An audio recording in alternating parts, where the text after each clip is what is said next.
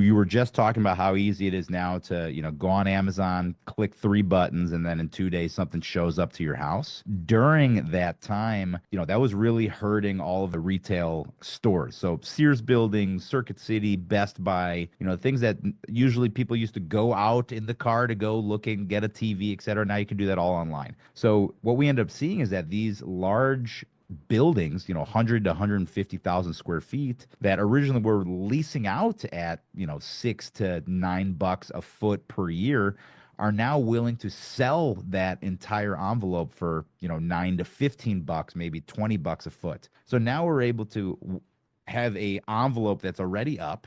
And that did two things. It solved two problems. The first problem is during COVID, we had a supply chain issue where we could not get materials.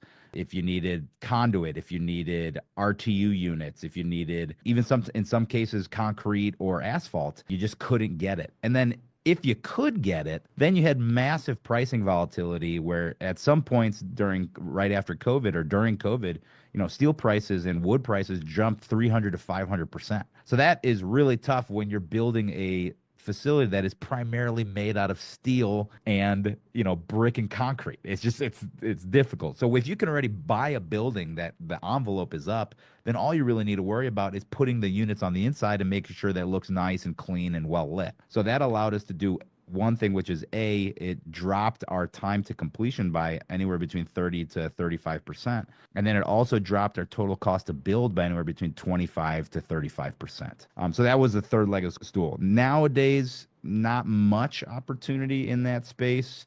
Out of all of our deals that we're doing at any given time, that's probably 10% or less now, whereas after COVID, it was like 40% of our business. But there's still some opportunities out there where people were just trying to hold on and thinking that their business was going to come back, the retail store was going to come back, or someone's going to come and lease their large big box retail store on a main drag on in near a mall or in a mall, and it didn't come back like people thought it did. So there is some stragglers coming out that are willing to sell these things at pretty good deals.